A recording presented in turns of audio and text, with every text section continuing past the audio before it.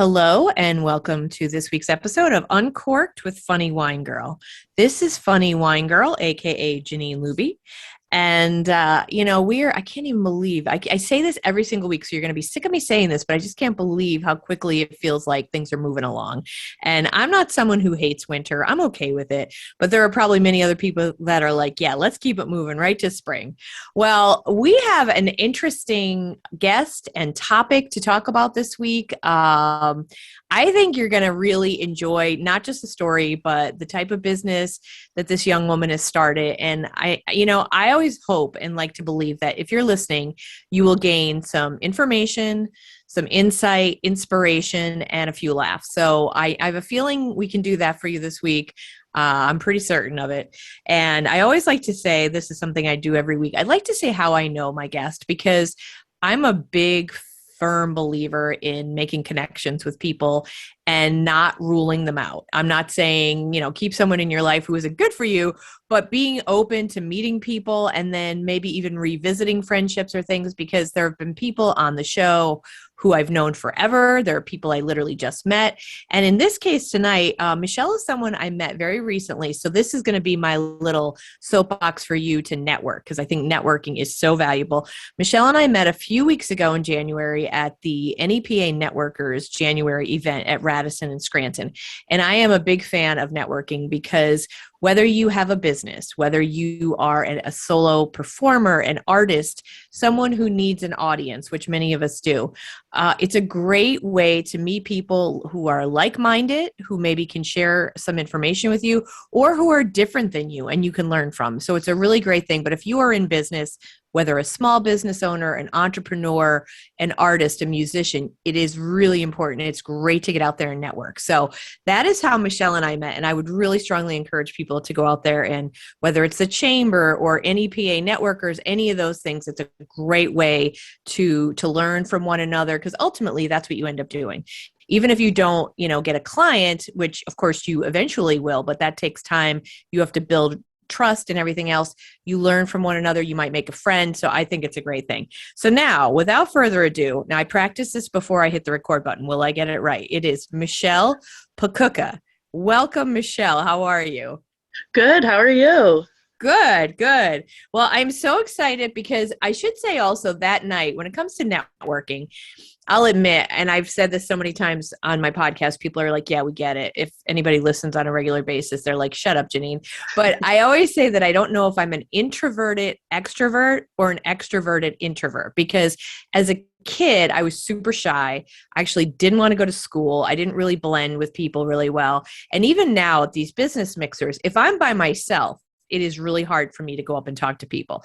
Now, at this event where I met you, I was with my friend Cheryl. And when I'm with somebody I know, I feel comfortable. But it's funny, because I turned around and I saw you with your friend, and I'd never met you, I won't say girls, because I don't want to be patronizing, young women before. And I'll admit, because this is my 51-year-old brain, I'm like, they look young. and I wasn't, and there's nothing wrong with that at all. But I was just like, I didn't know if I'm like, I wonder what they're here for. I wonder what their business is. And I am so sorry that whatever that little judgment was in my mind, I told it to go somewhere and take a hike, and turned around and said, hi, and just introduced myself, because I am so glad I met you and your friend, Holly, is it? No, not Haley. Holly. Haley, thank you, who does improv and everything. And boom, right there is a connection. I do comedy. She does comedy. You were interested in the podcast. And I'm so glad that I met you, because you have an interesting story. So I'm going to stop talking, because I tend to do that a lot. You have a day job. So I just want people to understand what all the things that you're juggling. You have a day job. You're a single mom, and you have a business that you started recently called Doody Dash. Yes. And we're going to talk about that shortly, because I think it is so unique. I've never heard of such a business, never met anyone who does it. But what I also want people to hear, just because I think it's important, and I think it's partly one of my clients that I'm working with recently, I do marketing, is we're working on a project at King's College to reduce stigma around, specifically with that project, it's opioid use. But there is stigma when it comes to any kind of drugs. I think with anybody who has, struggled or whatever, we tend to have a judgment about it. Oh, well, that only happens to this kind of person, or, oh, like we assume things that we shouldn't and we make judgments. And so you were kind enough to share a little bit of your story, and I want people to hear it. You are all these wonderful things now, and you've been a wonderful, wonderful person, I'm sure. But what I'm saying is you're able to achieve all these great things now, but you had to overcome some challenges first.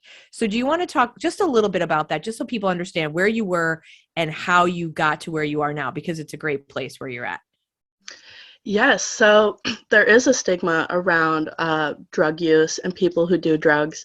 And during my most active part of drug addiction, I was working 2 jobs. I was getting straight A's in college. I was living a pretty successful life, but I was also addicted to drugs.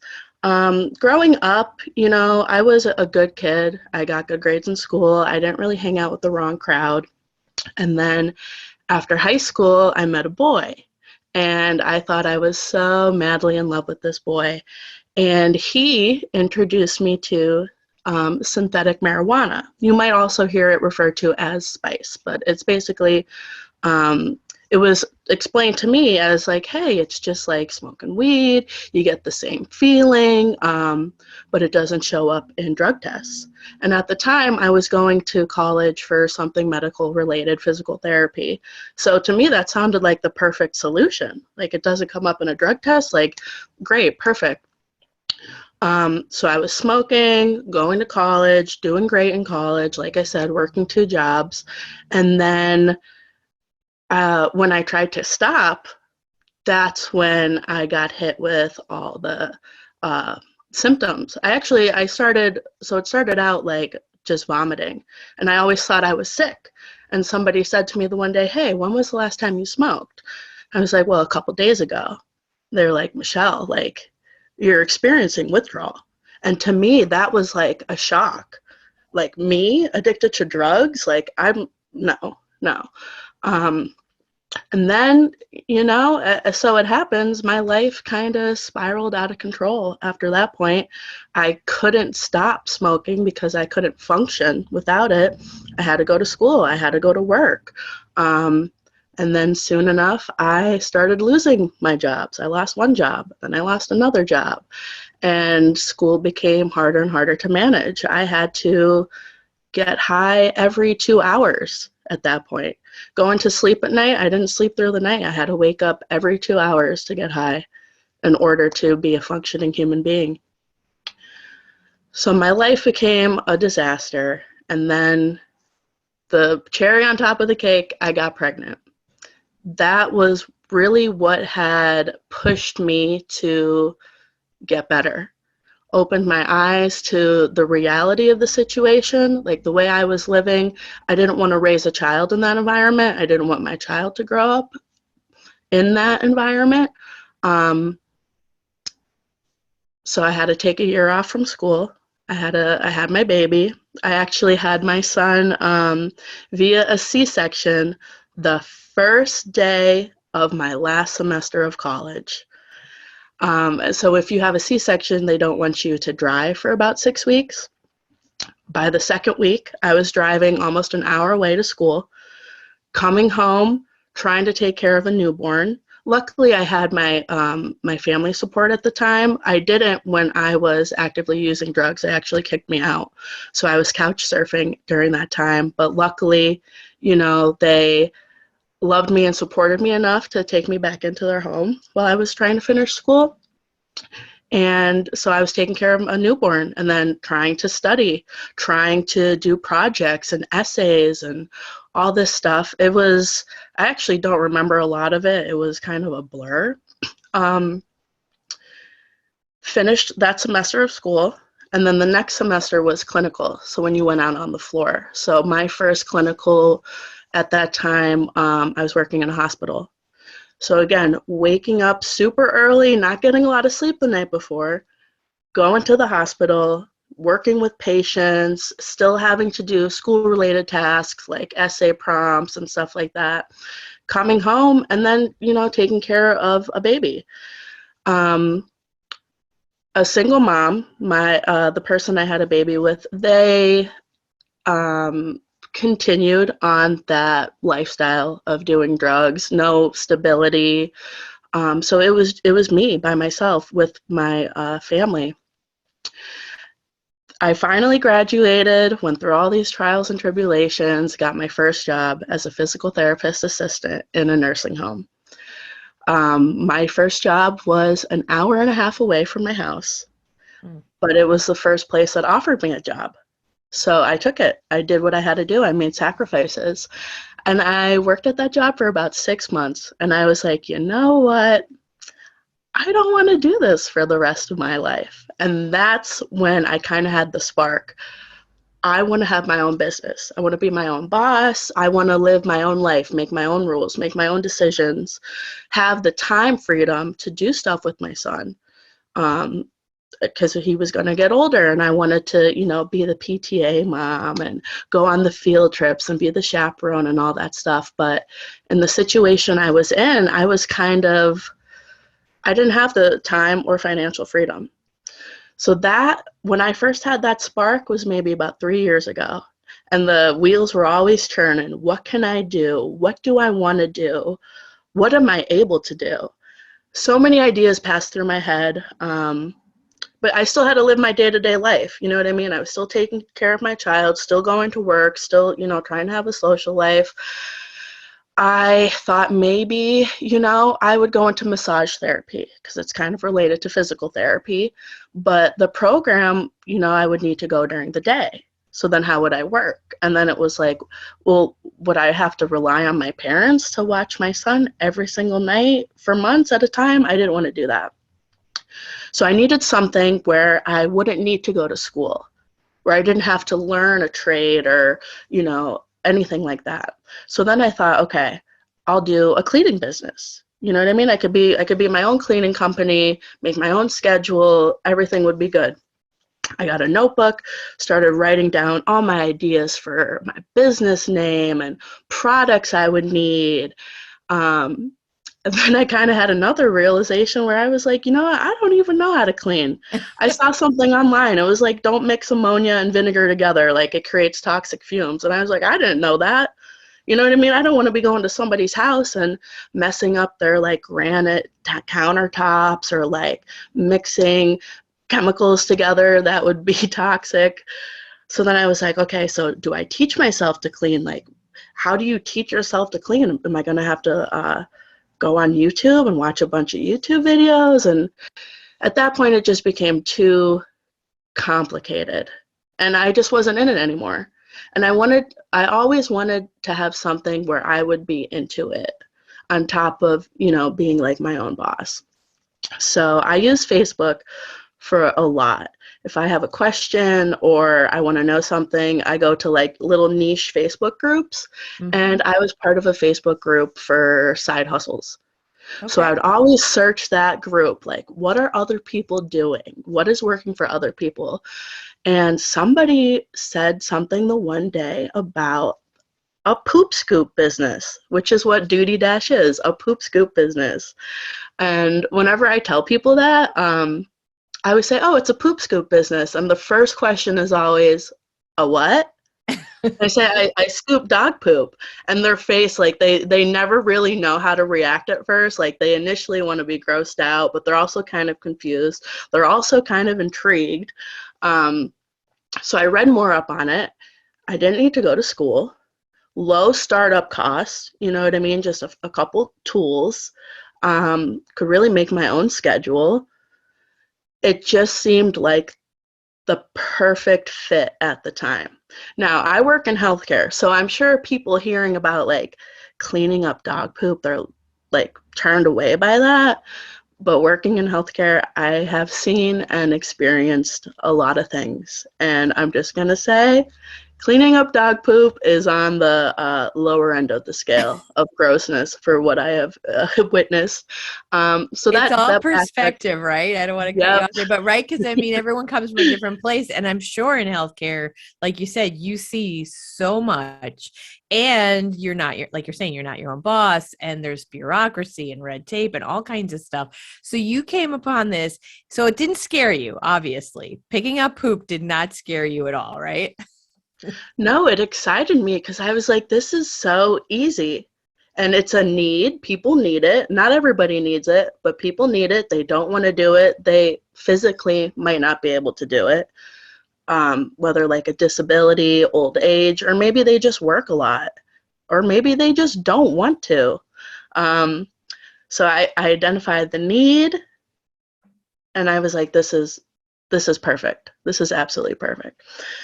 So of course that idea was in my mind for a while, but at times it's always hard to take that initial first step.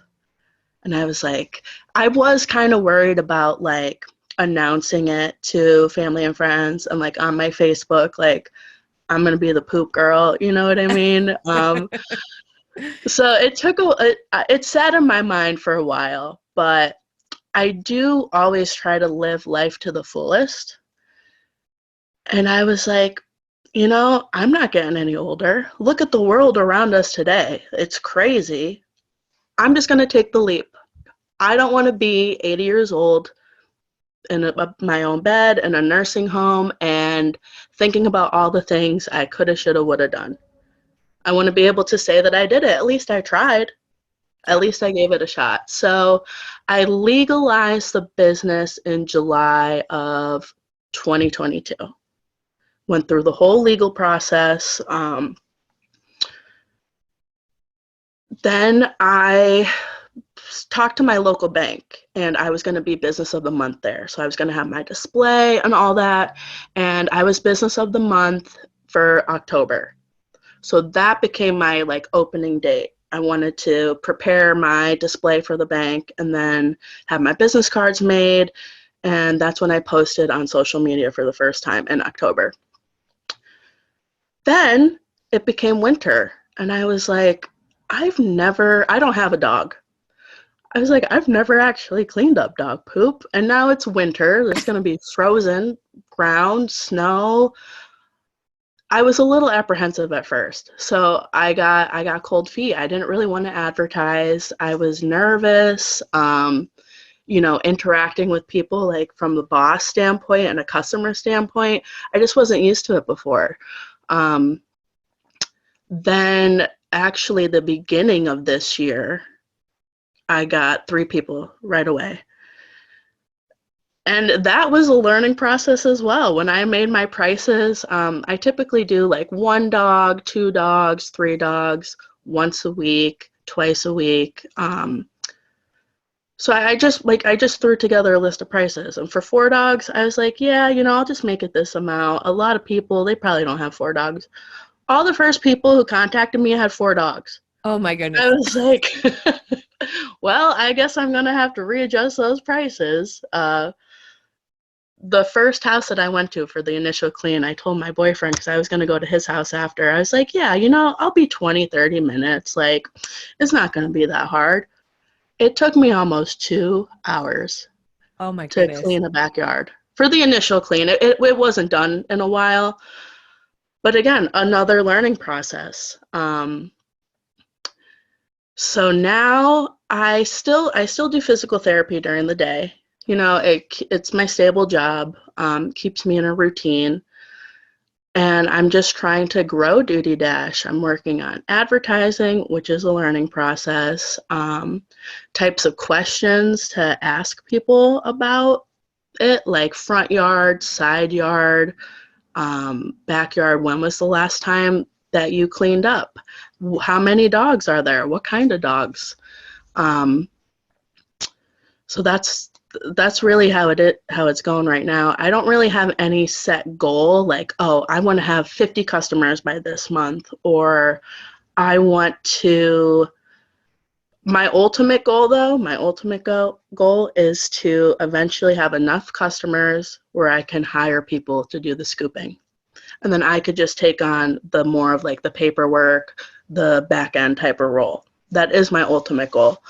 But I'm not rushing anything right now. I'm just, living life, having fun with it. One of the funnest parts is coming up with like creative ads and like sentences when I post on Facebook. I posted something the other day, a before and after, and it was like, it's our duty to pick up that duty, just stuff like that.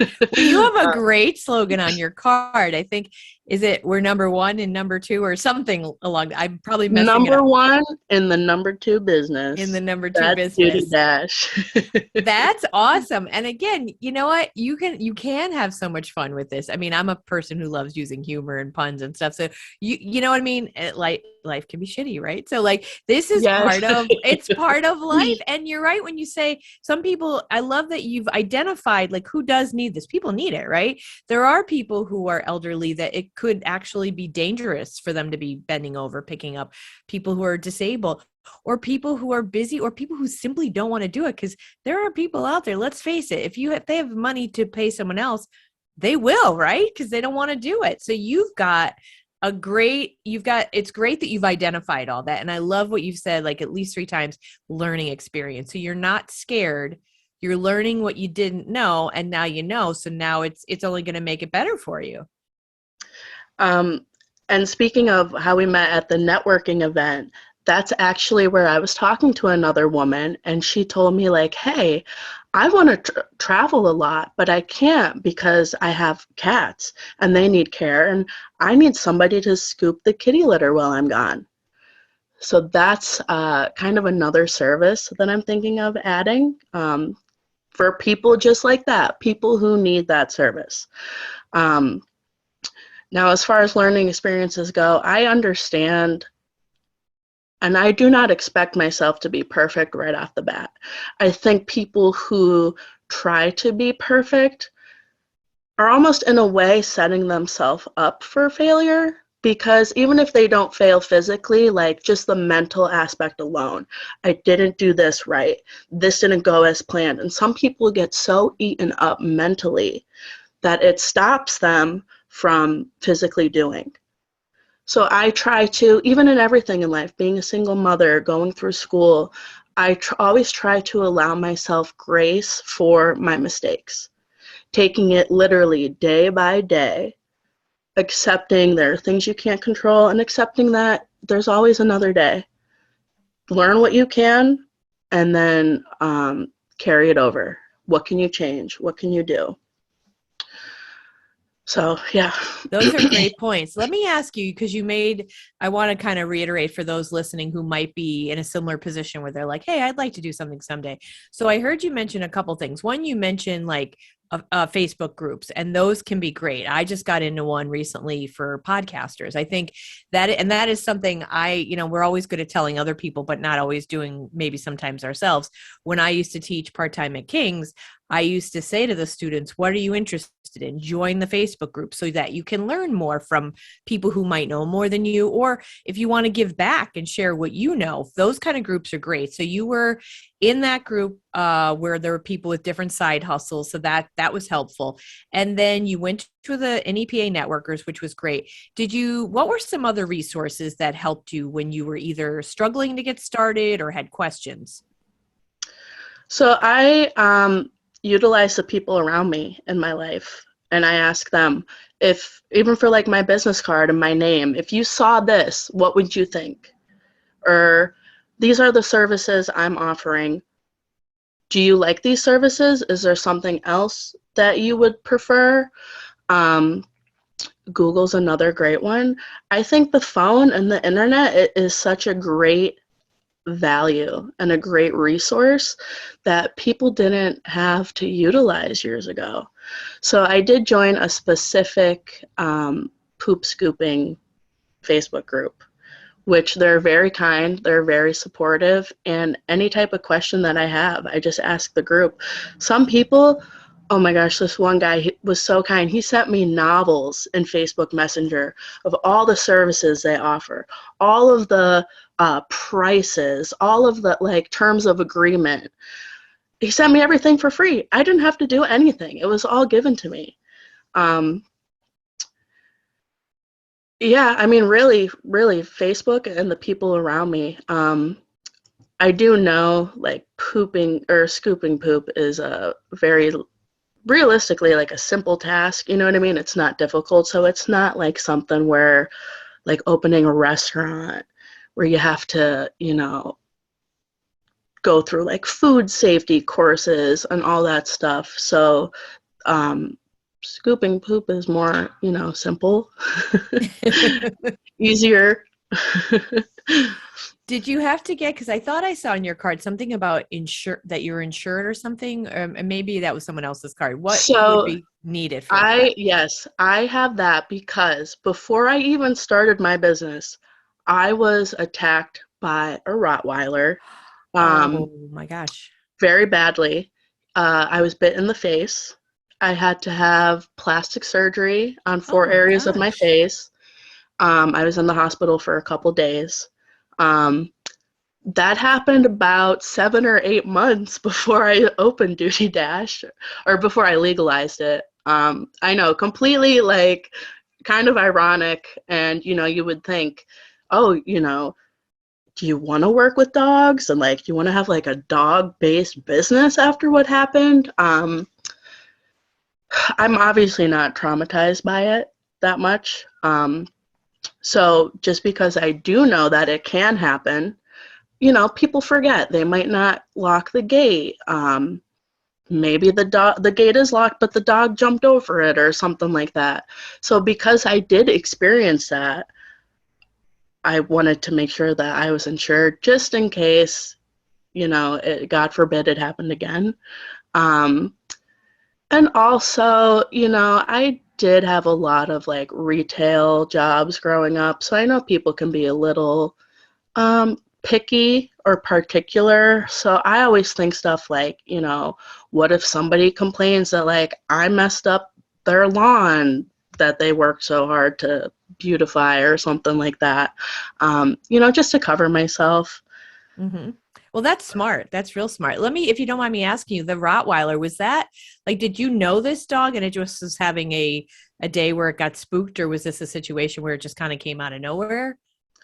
I did know the dog. I did meet the dog a couple times prior. I would say it wasn't a friendly dog at first. Like, actually, the first time I met the dog, I was told don't show it fear, which, should have been a warning sign right there.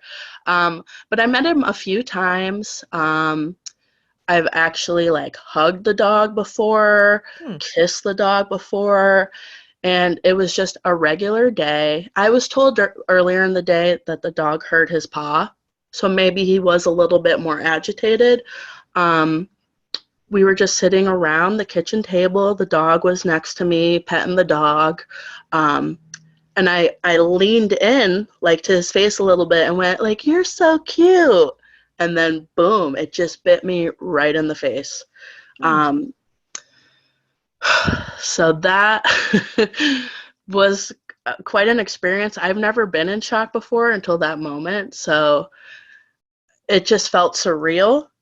Like I just remember looking around and like everybody's freaking out. I don't really have any idea what's going on. I feel like warm, like liquid, like on my face. Um, and then I went to the hospital and dealt with all that. But I consider myself to be very lucky because if so people who are listening, they can't see, but like I don't look physically deformed just by where the dog bit, but how blessed am I that if the dog bit me maybe an inch above or an inch below, like it could have bit off my nose or like took a chunk of my lip off. Hmm. The way he bit was kind of my cheeks, so I do have some scars on my cheeks, but that situation could have been a lot worse than what it was. So I Yeah. consider myself actually to be very lucky to have it happen the way it did.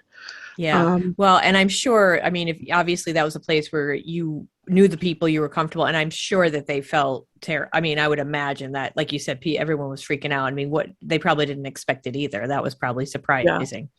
So I do. have carried that over to my business, and I do not allow large dogs in the yard. Um, I do require them to be kept in the house. If I come, that's in my terms of agreement. If I come to your house and the dog is outside, to me, that's considered a violation of the agreement. I won't scoop for the day. You'll still get charged. And then we just, try to correct it for next week. But I'm very firm on that. Some people aren't in that Facebook group I'm in. Like, they're more friendly with the dogs and they'll have them be in the yard. But that's just something that I'm not going to budge on.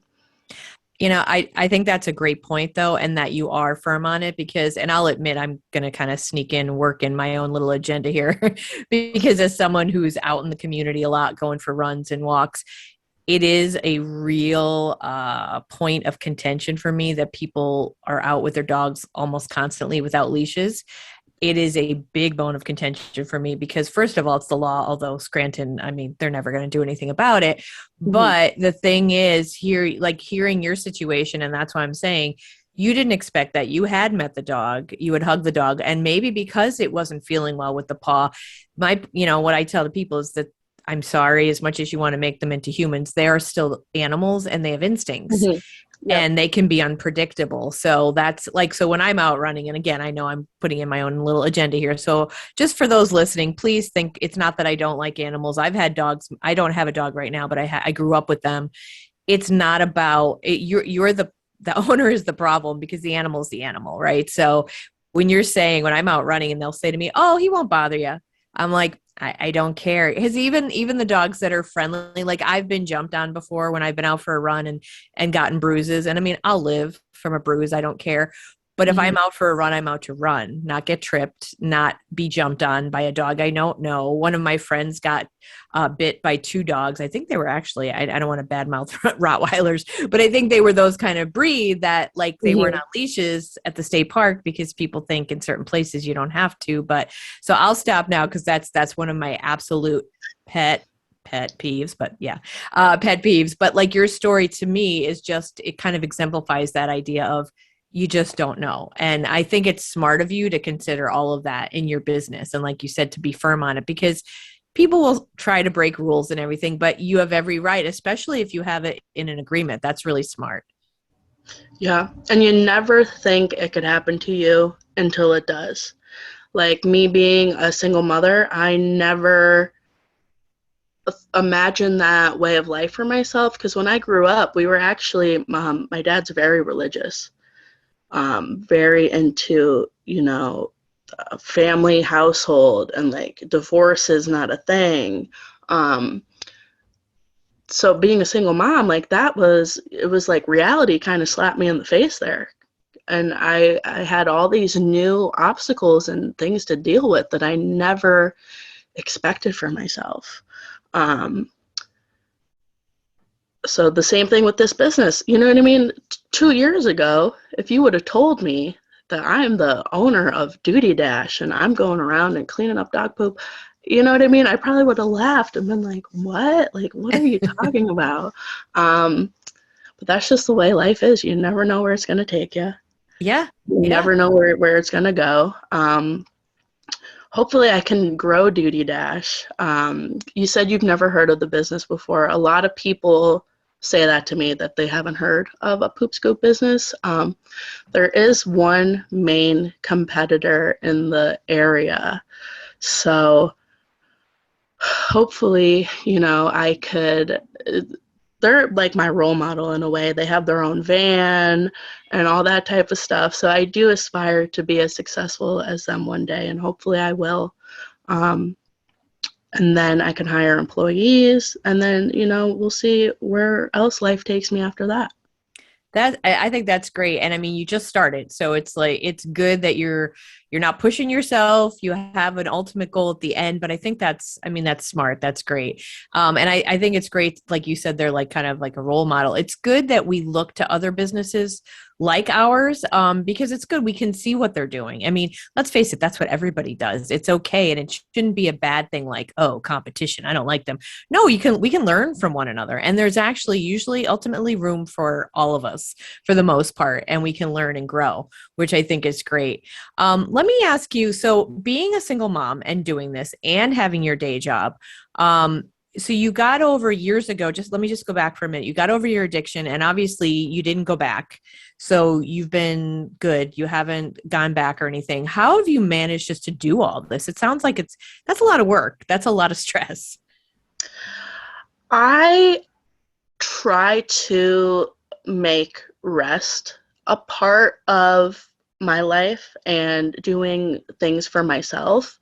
I know we're kind of like in a hustle culture right now where it's like, you always got to be striving towards the next goal and, don't rest. There's always something you could be doing, something you could be working on. That doesn't work for me. I get tired. Sometimes I just take a nap. I take a nap before my son gets home from school and gets off the bus. So I allow myself rest. And I do prioritize mental health. I try to always be active of what am I thinking? What am I feeling? If I don't like what I'm thinking or feeling, what can I change?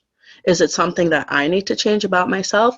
And I do think that's a big aspect in mental health and how people live their life is that sometimes you have to look inward and see where you are the problem. You're not going to always be able to control people or situations around you. You might try, but that's when you kind of get more depressed and more anxious. So I focus that inward. What can I change? Do I need to manage my expectations? Do I need to do something differently? So yes, I try to prioritize my mental health, try to prioritize rest.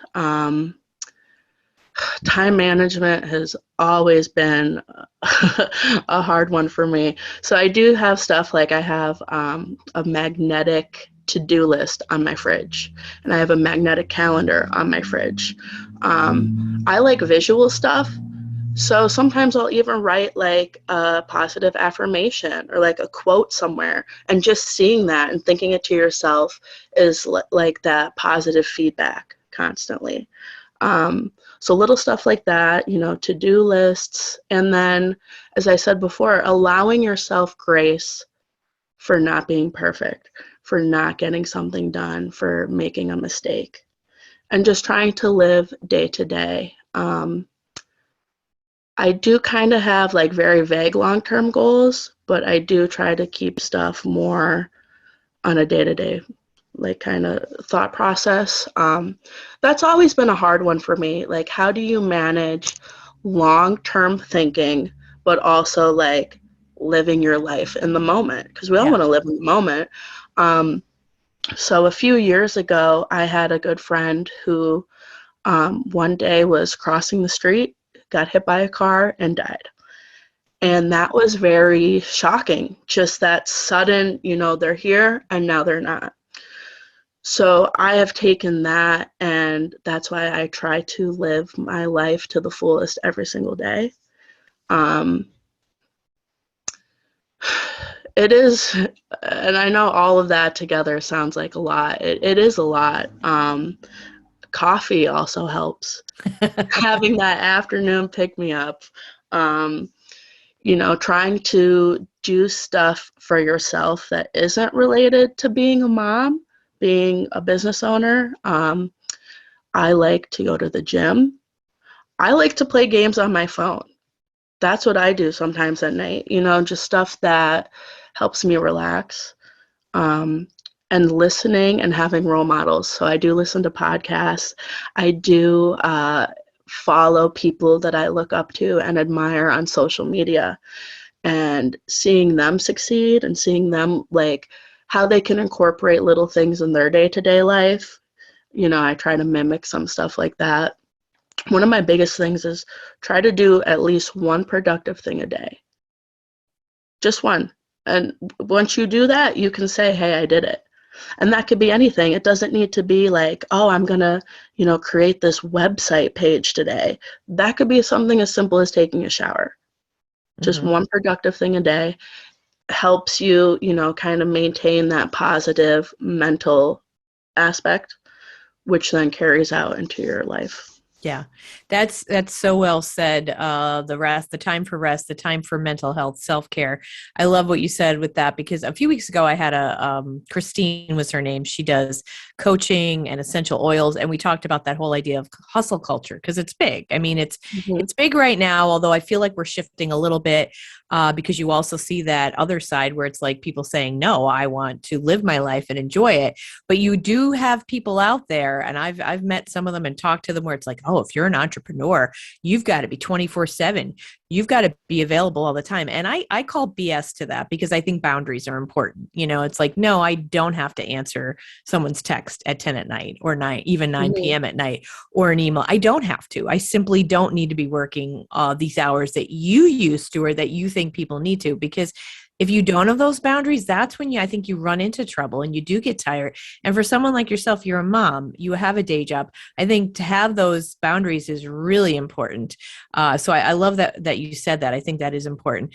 Now, do you still have? I would imagine you still have also maybe some support from your family to help out, or Yes, yes. And I'm so lucky for that. And being a single mom, I my eyes were open to the stigma around single moms and kind of how hard it is to be a single mom in society as well. Um, my son, he went to daycare and I got daycare assistance for him because daycare is expensive. Oh my gosh, they mm, wanted like $1,200 for the month for one wow. child. Um, so I did get daycare assistance, but I was on the wait list for 3 months. So I would always think about what about the other mothers who don't have family support to help watch their child for 3 months while they work? Um, what about the other moms who can't get a job for 3 months while they wait? Um, Even like some of the comments or just the way like people spoke to me, it was almost like it kind of seemed like they were trying to say my situation was my fault. Like, I'm a single mom and it's my fault. I must have done something wrong, or I wasn't this enough, or I wasn't that enough. When, that wasn't the case. Like, I took the initiative to work on getting sober and getting my life together and going to school while I was recovering from a major surgery, a C-section, trying to do homework and then, work on tummy time. And um, I made a lot of sacrifices, and it's like people don't think about those sacrifices. They just think like, oh, like a single mom. You know what I mean? Stuff like Mm. that. Um, yeah, crazy. Well, and I'm glad you shared that too, though, because that's a great, important point that there's a lot of single moms out there who don't have family. And then you think, Yes. how in the world do they manage? Because, they're trying to earn a living and take care of their child and do what's right. And it's challenging. I should mention, and next time, if you do go to another network event, Donna Nelson is a great local woman. I've actually had her on my podcast as well. She has a nonprofit, and I'm going to mess up the name, but it's basically a profit, excuse me, for single mothers. So she Mhm. helps out single moms with different kinds of events and fundraisers. So it might even be called Adopt a Single Mom Project or something to that Mm. effect. And I'm just blanking right now. But Donna is a great person. She's actually a coach, a life coach, and she works on that locally in northeastern Pennsylvania. So that is a great resource for moms who could use the help. So it is good that there are people out there helping, but there could be more, if not help like what she's offering, at least understanding. Like you said, there's that stigma. At least let's not be ignorant, right? Let's be a little bit more open-minded and understand the challenges that single moms go through without judging, without giving some kind of attitude that's misinformed anyway. So Mhm. so I applaud what you're doing. I think it's great.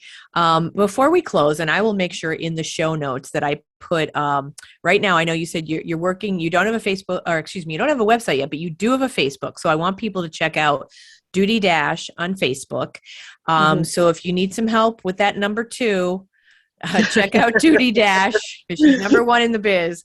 And you might be expanding to, like you mentioned, picking up, scooping up the cat litter. And I know that there's a need for that because I would occasionally through the years dog sit, and I had a friend who had cats, and that's all they needed me to do. Literally stop in occasionally and scoop the poop. And I did it. Of course, I had people like, "Oh my God, you're doing that?" I'm like, "Yeah, I mean, I don't have pets, but I'm like, yeah, I don't mind scooping the poop." It's like now more recently, my friend with 2 dogs and 4 cats in the house, I'm like, okay, this is a bit much, but Yeah, I also, once I start getting enough customers to make the investment worth it, I'm going to offer sanitation services.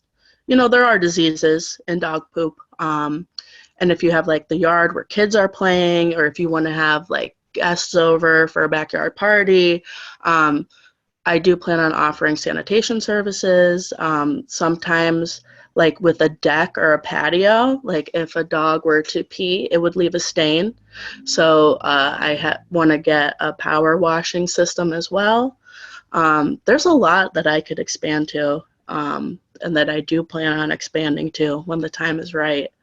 And I just want to say for anybody listening, I'm in a good place in my life now, but I wasn't always in a good place in my life. And when I was in that bad place, it was very hard to imagine being in a good place. Very hard to imagine having everything together, not having to worry and stress about certain things, but take it day by day, have some goals for yourself, and just know that nothing in your current situation is permanent. Life is full of surprises. Anything can happen. Just keep pushing. Just keep pushing, and you'll eventually get to where you want to be. I think that's a great way for us to close. And I love that you shared that because I know there are people out there who appreciate hearing that and who need to hear that. So thank you so much for joining me this week, Michelle. I'm so glad that I met you. I have to cause I'm kind of like that. Oh, what are these young girls about? And I'm so glad that I turned around and her, cause I'm like, Doody Dash. Oh my gosh. Now Yeah, this is a unique business. This is great really conversation starter. yeah, and I tell you what, though, seriously, when you go to these mixers, trust me, people will raise their eyebrows, but it's absolutely wonderful because it will be a great conversation. So that's Hmm. for sure. So thank you again for joining me this week. I really appreciate it. For those of you listening, as always, my hope for you is that you've learned a little something. Maybe you've gained some insight. You've been inspired. If you're thinking of a business, know that it's possible. Anything is possible, whether it's a business, training for a marathon, getting out of a relationship that is not healthy for you, anything that it is that you're thinking about, it is possible. And you are worth it. And there is help out there, whether even if you don't have family, there are organizations, friends, there are people who are willing to help you. So keep that in mind. And as I say every week, I do appreciate you so much for listening. It's so great. I'm so grateful for it. I thank you from the bottom of my heart and the bottom of my wine glass.